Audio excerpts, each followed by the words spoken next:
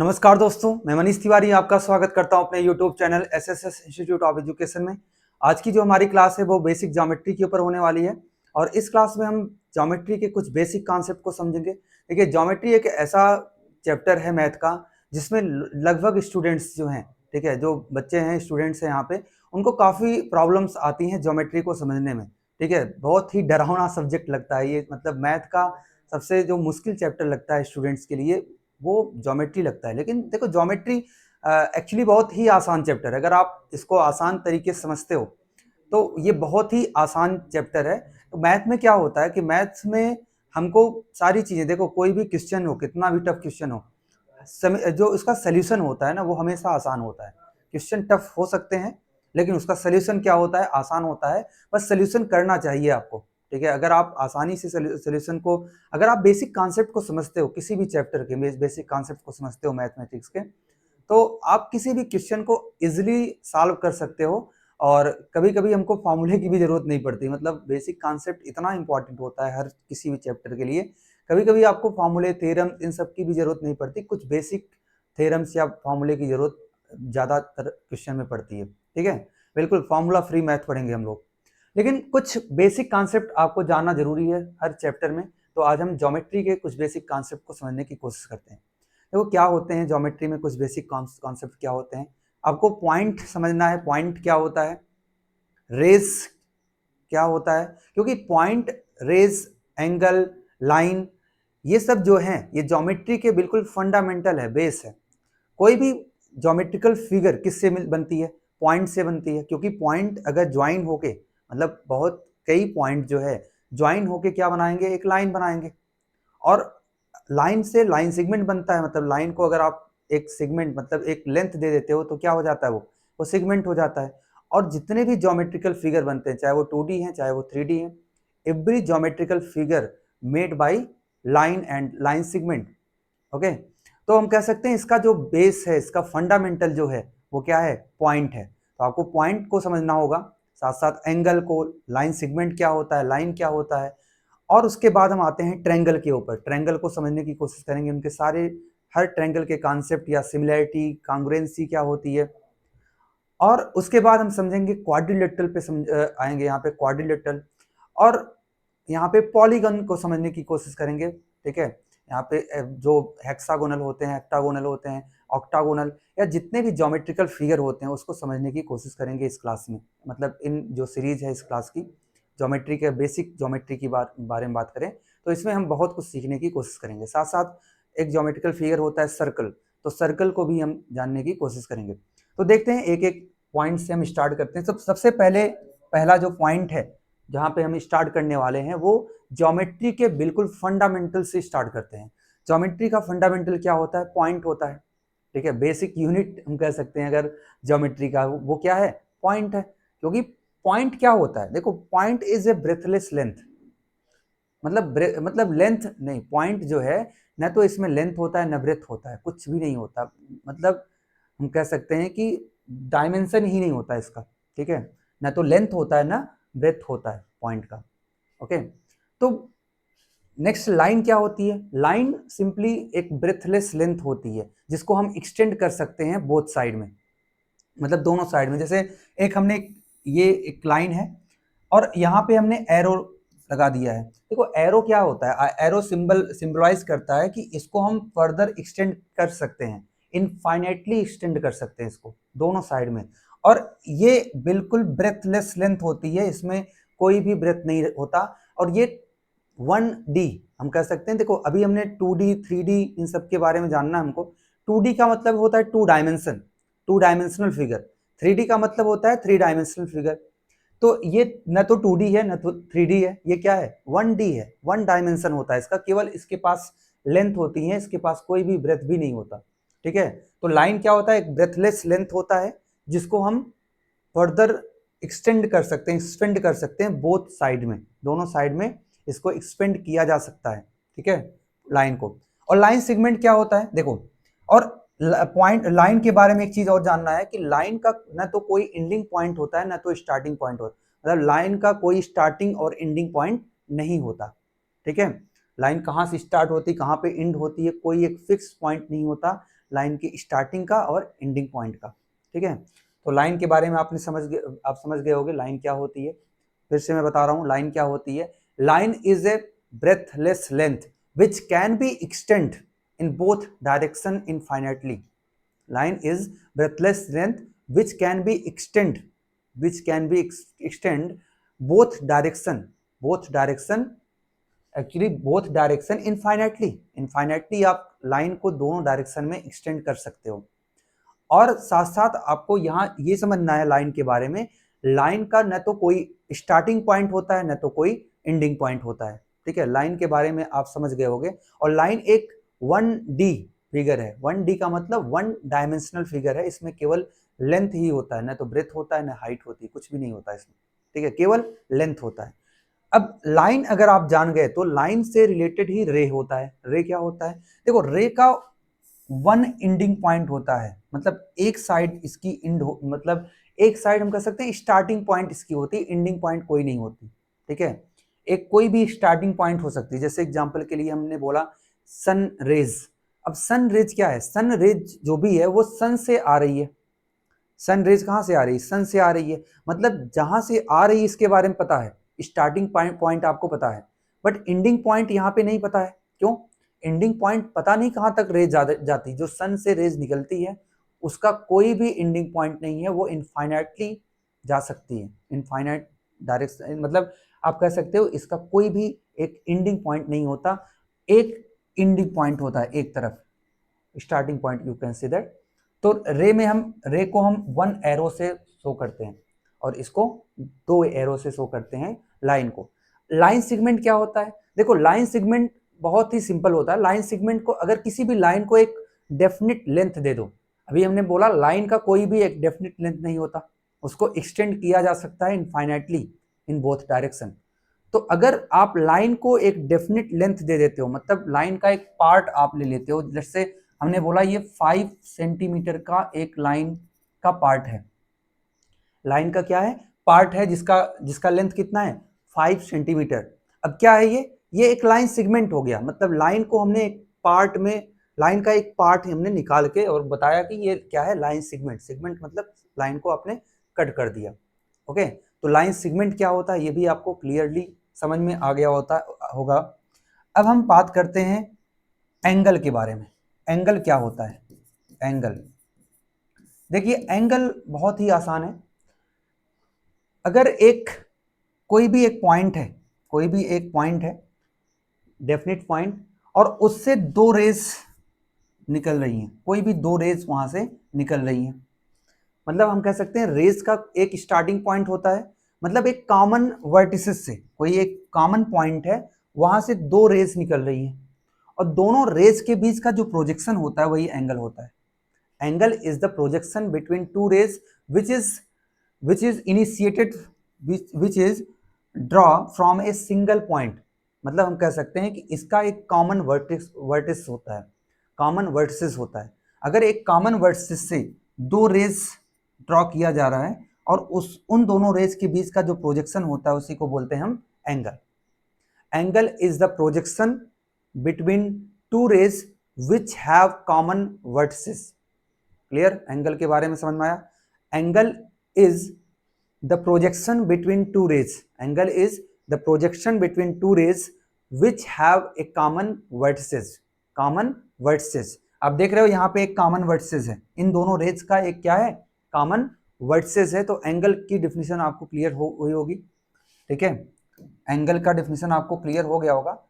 बहुत ही सिंपल है, मतलब एक कॉमन वर्टिसेस से अगर 2 रेज निकल रही हैं और उन दोनों रेज के बीच का जो प्रोजेक्शन होता है उसी को हम बोलते हैं क्या? एंगल। एंगल बहुत ही आसान है। अब एंगल के बाद हम बात करते हैं ट्रायंगल क्या होता है। देखो, एंगल समझ में आया आपको, लेकिन एंगल को समझने के बाद आपको एंगल्स के टाइप को भी जानना होगा। कितने टाइप के एंगल होते हैं ये भी आपको समझना होगा। तो एंगल को समझते हैं, एंगल के टाइप्स को समझते हैं। ये बिल्कुल बेसिक से एडवांस क्लास होने वाली है, बिल्कुल ही बेसिक से हम स्टार्ट करते हैं। जैसे हमने आपको बताया पॉइंट क्या होता है, रेस क्या होते हैं, लाइन क्या होती है, लाइन सेगमेंट क्या होता है। अभी हम एंगल के बारे में जानते हैं, तो एंगल कितने टाइप्स के होते हैं उसको हम समझते हैं। ठीक है, तो एंगल जो है, ठीक है, एंगल को डिनोट किससे करते हैं? डिग्री से या रेडियन से। दो तरह से एंगल को डिनोट किया जाता है। एक तो हम एंगल को डिनोट करते हैं डिग्री से और दूसरा हम डिनोट करते हैं रेडियन से। और कभी कभी आपको पता है, कभी कभी हम मिनट और सेकंड में भी एंगल को डिनोट करते हैं जैसे। और एंगल का जो एसआई यूनिट होता है वो क्या है, वो है रेडियन। ठीक है, एंगल का जो एसआई यूनिट होता है वो डिग्री नहीं होता, वो क्या होता है, रेडियन होता है। ठीक है, रेडियन जो है एंगल का एसआई यूनिट होता है। ठीक है, तो आप समझिए इसमें एंगल के बारे में। तो एंगल को अगर उसके रेंज के अकॉर्डिंग, मतलब कितने डिग्री का एंगल है उसके रेंज के अकॉर्डिंग कई पार्ट में एंगल को बांटा गया है।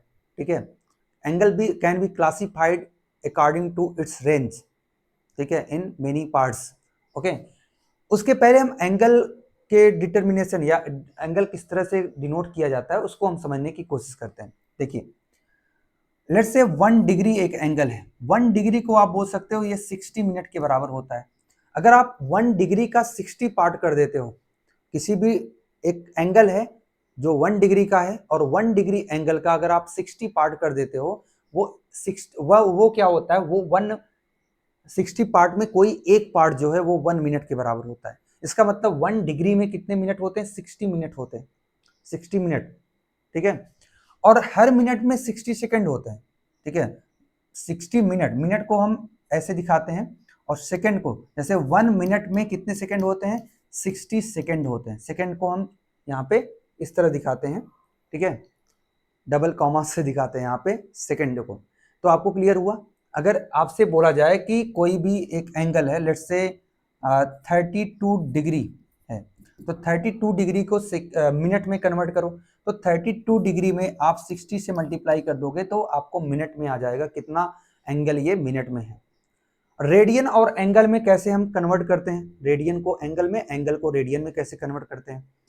देखियो, रेडियन जो होता है आपको यहाँ पे क्लियरली पता होना चाहिए, जो 2 पाई होता है, 2 पाई रेडियन, 2 पाई रेडियन ये 360 डिग्री के इक्वल होता है। 2 pi radian is equal to 360 degree. तो हम कह सकते हैं पाई रेडियन किसके बराबर होगा, pi radian is equal to 180 degree. Pi radian is equal to 180 degree. तो अगर हम आपसे बोले कि यहाँ पे 1 डिग्री किसके बराबर होगा, तो हम कह सकते हैं पाई बाई 180। ठीक है, पाई बाई 180 रेडियन के बराबर होगा। ठीक है, पाई बाई 180 रेडियन के बराबर होगा। अगर आपसे बोला जाए 2 डिग्री कितना होगा, तो 2 पाई बाई 180 रेडियन के बराबर होगा। और अगर आपसे बोला जाए 90 डिग्री किसके बराबर होगा, तो 90 पाई बाई 180 के बराबर होगा। 90 पाई बाई 180, इसका मतलब हम कह सकते हैं पाई बाई 2 रेडियन के बराबर होगा, रेडियन। तो इसका मतलब बहुत आसान है, आप यूनिटरी मेथड से कन्वर्जन कर सकते हो रेडियन को डिग्री में, डिग्री को रेडियन में। कुछ रेडियन और डिग्री के जो चेंज है जो है उसको आपको समझना है, कुछ चीजें आपको याद रखनी है रेडियन और डिग्री के बारे में। जैसे आपको पता है कि अगर आपसे बोला जाए कि 90 डिग्री कितने रेडियन के बराबर होता है, तो आप कहोगे पाई बाई 2 रेडियन के बराबर होता है। 180 डिग्री पाई रेडियन के बराबर होता है। 180 डिग्री कितने रेडियन के बराबर होता है, पाई रेडियन के इक्वल होता है। नेक्स्ट, अगर हम आपसे बोले कि 45 डिग्री कितने रेडियन के बराबर होगा, तो पाई बाई 4 रेडियन के इक्वल होता है। और 30 डिग्री पाई बाई 6 रेडियन के इक्वल होता है, 30 डिग्री। और एक और आपको याद रखना है 60 डिग्री, तो 60 डिग्री पाई बाई 3 रेडियन के इक्वल होता है। तो बहुत ही आसान है रेडियन को डिग्री में कन्वर्ट करना और डिग्री को रेडियन में कन्वर्ट करना, बहुत ही आसान है, कोई दिक्कत नहीं होनी चाहिए इसमें कि किस तरह से रेडियन को डिग्री में कन्वर्ट करते हैं या डिग्री को रेडियन में कन्वर्ट करते हैं। तो आपको क्लियरली समझ में आया होगा कि एंगल को किस तरह से डिनोट किया जाता है, मिनट में और सेकंड में। देखो, मिनट और सेकंड क्यों यूज करते हैं, जैसे अगर किसी भी जगह का लोकेशन फाइंड आउट करना या अर्थ के लैटिट्यूड या लॉन्गिट्यूड की बातें करनी है, तो अर्थ बहुत ही बड़ा है, तो अर्थ को अगर हम डिग्री में केवल कन्वर्ट करें, मतलब डिग्री में डिवाइड करें उसके लॉन्गिट्यूड या लैटिट्यूड को, तो बहुत ज़्यादा डिस्टेंस, मतलब एग्जैक्टली हम किसी भी पॉइंट का लोकेशन नहीं बता सकते या एग्जैक्टली किसी पॉइंट का हम कोऑर्डिनेट नहीं बता सकते। देखिए, जब अर्थ के किसी एक पॉइंट पे कोऑर्डिनेट आपको बताना होता है, तो एग्जैक्टली आप कोऑर्डिनेट को डिटरमाइन नहीं कर सकते केवल अगर आपको डिग्री पता है। ठीक है, तो अगर मिनट और सेकंड में भी डिनोट करो तो आप आसानी से किसी एक पॉइंट का कोऑर्डिनेट बता सकते हो, किसी एक लोकेशन का कोऑर्डिनेट बता सकते हो। तो इसके लिए जो डिग्री या एंगल का जो स्मॉलेस्ट यूनिट होता है, सेकंड, मिनट, ये सब जो यूनिट होता है, ये काफ़ी यूजफुल होता है for determine exact location of any point. तो आपको क्लियरली समझ में आया ये। चलिए और आगे समझते हैं एंगल के बारे में। अब हम बात करते हैं type of angle, type of angle के बारे में। अभी हमने बताया कि according to range there are many type of angle. तो फर्स्ट एंगल अगर हम बात करें तो वो क्या होता है, वो होता है acute angle. Acute acute angle जो होता है वो बहुत ही क्यूट एंगल होता है एक्चुअली, ठीक है, आपको यहाँ समझ में आना चाहिए। एक्यूट एंगल ये बहुत ही क्यूट एंगल होता है क्योंकि ये बहुत छोटा होता है एंगल, और इसका रेंज क्या होता है, ये जो 0 से 90 के बीच में होता है। अगर हम एंगल को थीटा से डिनोट करें तो थीटा 0 से बड़ा होगा और 90 से छोटा होगा। Theta is less than 90 and greater than 0। मतलब 0 से 90 के बीच में कोई भी एंगल है, 0 से 90 के बीच में कोई भी एंगल है, वो सारे एंगल एक्यूट एंगल होते हैं। बस 90 नहीं होना चाहिए, 90 से छोटा होना चाहिए। अगर हम कहें 89.999 डिग्री, ये कौन सा एंगल है, तो हम कहेंगे ये एक्यूट एंगल है क्योंकि ये 90 से छोटा है। और अगर हम कहें 0.000001 डिग्री, ये एंगल क्या है, ये भी एंगल एक्यूट है क्योंकि ये 0 से बड़ा है। तो हम कह सकते हैं 0 और 90 के बीच में जितने भी एंगल हैं सभी एंगल क्या होते हैं, एक्यूट होते हैं। मतलब बहुत ही आसान है समझना। दूसरा एंगल क्या होता है, दूसरा एंगल होता है obtuse, right angle. Right angle, अब देखिए राइट एंगल क्या होता है, देखो 0 से 90 के बीच में सारे एंगल क्या हैं, वो एक्यूट है।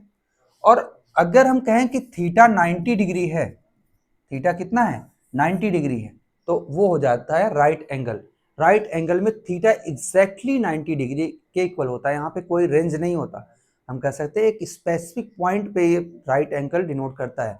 तो राइट एंगल जो है वो बिल्कुल 90 डिग्री थीटा को होना चाहिए राइट एंगल होने के लिए, ठीक है। तो एक्यूट एंगल इस तरह बना सकते हैं, 90 डिग्री जो है राइट एंगल इस तरह से डिनोट करते हैं, ठीक है। तो आपको राइट एंगल समझ में आया। उसके बाद हम बात करते हैं किसके बारे में, obtuse angle. Obtuse angle, obtuse angle क्या होता है, देखिए ऑब्ट्यूज एंगल वो एंगल होता है जिसका रेंज 90 से बड़ा हो। मतलब कोई भी एंगल जो 90 और 180 के रेंज में हो, 90 डिग्री और 180 डिग्री के रेंज में कोई एंगल है तो वो क्या हो जाता है, ऑब्ट्यूज एंगल हो जाता है। तो ऑब्ट्यूज एंगल 90 डिग्री से बड़ा होता है, 180 डिग्री से छोटा होता है। मतलब कोई भी एंगल इस रेंज में है, ग्रेटर देन 90 और 180 से लेस देन 180, वो सारे एंगल ऑब्ट्यूज एंगल होते हैं। तो ऑब्ट्यूज एंगल हमेशा इस तरह दिखाया जाता है, ऑब्ट्यूज एंगल को इस तरह से। तो आपको समझ में आया ऑब्ट्यूज एंगल क्या होते हैं।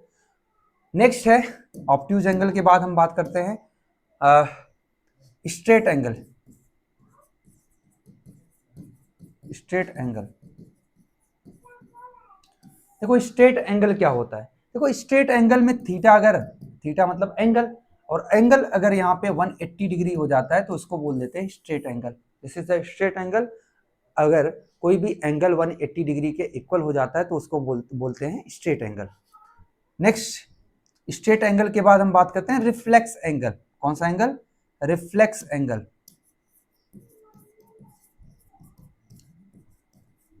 रिफ्लेक्स एंगल का रेंज सबसे बड़ा होता है। हम कह सकते हैं कोई भी एंगल जो कि 180 डिग्री से बड़ा होता है और 360 डिग्री से छोटा होता है तो उसको हम बोलते हैं रिफ्लेक्स एंगल। और नेक्स्ट होता है कंप्लीट एंगल। कंप्लीट एंगल, कोई एंगल है वो जो कंप्लीट एंगल है वहां पे थीटा 360 डिग्री के इक्वल हो जाता है, कंप्लीट एंगल, ठीक है। तो सबसे अगर आपसे पूछा जाए कि सबसे ज्यादा जो रेंज होता है, सबसे वाइड रेंज जिसका होता है वो किसका होता है भाई, वो होता है रिफ्लेक्स एंगल का। तो रिफ्लेक्स एंगल जो होता है वो सबसे वाइड रेंज का एंगल होता है। तो ये समझ में आया कि एंगल के टाइप्स क्या क्या होते हैं अकॉर्डिंग टू रेंज। कुछ टाइप और होते हैं एंगल के, वो समझ लेते हैं। देखिए और क्या होते हैं टाइप्स, जैसे आपसे बोल दिया गया complementary angle. Complementary angle, complementary angle जो होता है वो दो एंगल का पेयर होता है। क्या होता है? पेयर ऑफ टू एंगल्स होते हैं। अगर दो एंगल, लेट्स से एक एंगल ए है और एक एंगल बी, ए और बी का जो सम है वो अगर 90 डिग्री के इक्वल है तो ए और B is complementary angle to each other. ठीक है, तो हम कह सकते हैं A and B are complementary angle. A and B are complementary angle if A plus B is equal to 90 degree. अगर A और B का सम 90 डिग्री है तो A और B क्या होता है? कॉम्प्लीमेंट्री एंगल होता है। और एक चीज और समझना, A and B are complement to each other। मतलब A और B एक दूसरे के क्या होते हैं? ये दोनों एक दूसरे के कॉम्प्लीमेंट होते हैं। ठीक है, और यहां पे एक चीज और समझना है आपको कि अगर हम कहें कि if first angle is x, then second angle is 90 minus X. अगर पहला एंगल x होगा तो दूसरा एंगल कितना हो जाएगा? 90 माइनस एक्स होगा, अगर ये दोनों कॉम्प्लीमेंट्री एंगल है। जैसे एग्जांपल के लिए अगर हमने बोला एक एंगल 20 है तो दूसरा कितना होगा? 70 होगा। एक एंगल 10 है तो दूसरा 80 हो जाएगा। एक एंगल 21.5 है तो दूसरा एंगल कितना होगा? आप बताइए जल्दी से, 21.5 का कॉम्प्लीमेंट्री कितना होगा? तो आप कहोगे 68.5 होगा। ठीक है, 68.5 होगा किसका? 21.5 का कॉम्प्लीमेंट्री एंगल। तो बहुत आसानी से निकालते हैं कॉम्प्लीमेंट्री एंगल किसी भी एंगल का। ठीक है, कॉम्प्लीमेंट्री एंगल हो गया। अब एक होता है सप्लीमेंट्री एंगल। सप्लीमेंट्री एंगल, अब सप्लीमेंट्री एंगल क्या होता है इसको समझते हैं। सप्लीमेंट्री एंगल का मतलब होता है अगर दो एंगल का सम क्या हो? 180 डिग्री हो। अगर दो एंगल इनका सम कितना होता है? 180 डिग्री होता है तो वो दोनों एंगल क्या होते हैं? सप्लीमेंट्री एंगल होते हैं। If a plus B is equal to 180 degree then a and b are supplementary angle. a and b are supplementary angle, और a and b are supplement to each other. कह सकते हैं ए और B क्या है? एक दूसरे के सप्लीमेंट होते हैं। जैसे एग्जांपल के लिए एक एंगल अगर हमने बोला कि 50 डिग्री है तो दूसरा कितना हो जाएगा? 130 डिग्री। मतलब एक एंगल अगर x है तो दूसरा 180 माइनस एक्स होगा। ठीक है, ये दोनों आपस में क्या होते हैं? सप्लीमेंट्री एंगल होते हैं। ठीक है, सप्लीमेंट्री एंगल आपको समझ में आया होगा। नेक्स्ट होता है एडजेसेंट एंगल। क्या? Adjacent angle. एडजेसेंट एंगल, एक minute, adjacent angle, adjacent angle. अब ये क्या होता है? देखो इसको पड़ोसी एंगल भी बोल सकते हैं, ये दोनों आपस में पड़ोसी एंगल होते हैं। जैसे एक एंगल है ये और ये एक एंगल, दो एंगल है, यहाँ पे दो एंगल्स है और दोनों एंगल का कॉमन वर्सेस हो। दोनों एंगल का क्या हो? कॉमन वर्सेस हो। और एक जो आर्म है यहाँ पे दो, देखो यहाँ पे एक कॉमन आर्म है और कॉमन आर्म के दोनों साइड, कॉमन आर्म के दोनों साइड यहाँ पे दो अलग अलग और आर्म हो। मतलब हम कह सकते हैं जो और दोनों आर्म है, तीन आर्म है यहाँ पे। ठीक है, एंगल के कितने आर्म है? यहाँ पे 3 आर्म है और तीनों कैसे हैं? कॉमन आर्म है, कॉमन। ठीक है, कॉमन मतलब तीनों के वर्सेस क्या है? कॉमन है। पहला कंडीशन ये होना चाहिए कि versus should be common. Okay, जो एंगल्स है उसके वर्सेस क्या होना चाहिए? उसके वर्सेस यहाँ पे कॉमन होने चाहिए। कंडीशन ये है। और दूसरा क्या कंडीशन होना चाहिए यहाँ पे? दूसरा कंडीशन ये होना चाहिए कि जो अदर आर्म है वो अपोजिट हो किसके, कॉमन आर्म को, तो ऐसे एंगल क्या होते हैं, एडजेसेंट एंगल होते हैं। ठीक है, एक कॉमन आर्म है और कॉमन वर्सेस हैं, और जो अदर दो नॉन कॉमन आर्म है वो क्या हैं, वो opposite side of the common arm होने चाहिए। This is the adjacent angle, this is the condition to become adjacent angle. मतलब पड़ोसी बनने के ये कंडीशन है, क्या क्या, पड़ोसी बनने के यहाँ पे कंडीशन ये है कि दोनों के कॉमन वर्सेस होने चाहिए, साथ साथ एक कॉमन आर्म भी होना चाहिए, और जो अदर दो आर्म है वो कॉमन आर्म के अपोजिट होना चाहिए। मतलब अदर दोनों अलग अलग साइड पे होना चाहिए, कॉमन आर्म के एक ही तरफ दोनों नहीं हो सकते। ठीक है, this is the condition of common adjacent angle. अगर आपको एडजेसेंट एंगल समझ में आया हो तो आपको एक चीज और समझ में आना चाहिए, लीनियर पेयर। लीनियर पेयर्स क्या होता है? देखो लीनियर पेयर्स बहुत ही आसान है। देखिए अगर कोई एक, हमने एडजेसेंट एंगल की बात की, एडजेसेंट एंगल, तो एडजेसेंट एंगल का मतलब एक कॉमन आर्म हो और एक कॉमन वर्सेस भी हो, लेकिन जो अदर नॉन कॉमन आर्म है अगर वो एक दूसरे के बिल्कुल अपोजिट है, मतलब दोनों आपस में, यहाँ पे हम इसके बात नहीं कर रहे हैं कॉमन आर्म के अपोजिट साइड में हो, ऐसी ऐसी बात नहीं, वो तो एडजेसेंट एंगल है तो होगा ही, लेकिन जो नॉन कॉमन आर्म है वो एक दूसरे के क्या हो, अपोजिट हो, बिल्कुल बिल्कुल अपोजिट हो। ठीक है, तो ऐसे जो एंगल होते हैं वो मतलब ऐसे जो एंगल का पेयर बनता है वो क्या होता है, लीनियर पेयर होता है। और लीनियर पेयर में जैसे ये ए है और ये बी है, तो a plus B equal to 180 degree. हम कह सकते हैं लीनियर पेयर में जो पेयर का सम होगा एंगल का वो 180 डिग्री होगा। ठीक है, लीनियर पेयर में जो जो एंगल का सम होगा उन पेयर में वो 180 डिग्री होगा, या हम कह सकते हैं ये सप्लीमेंट्री होगा। क्लियर, आपको समझ में लीनियर पेयर क्या होता है? लीनियर पेयर का मतलब एडजेसेंट एंगल का ही पेयर। किसका पेयर? एडजेसेंट एंगल का ही पेयर, लेकिन कंडीशन ये क्या है इसमें, जो नॉन कॉमन आर्म है ये एक दूसरे के बिल्कुल अपोजिट होने चाहिए, बिल्कुल एक दूसरे के अपोजिट होने चाहिए, तो उसको बोल देते हैं हम एडजेसेंट लीनियर पेयर। ठीक है, अब कुछ चीजें और हैं, जैसे vertically opposite angle, vertically opposite angle.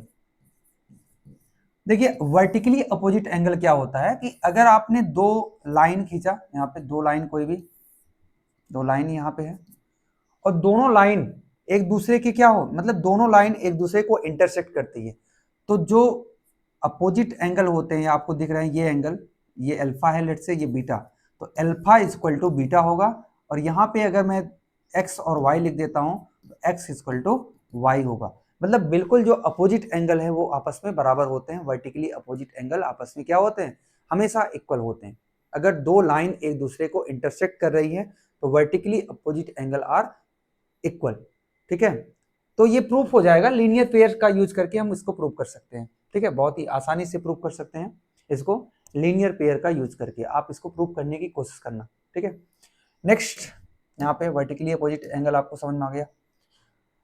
अब आपको कुछ और चीजें यहाँ पे समझने की जरूरत है। लेट्स से एक एंगल होता है जिसको हम बोलते हैं एक्सटीरियर एंगल।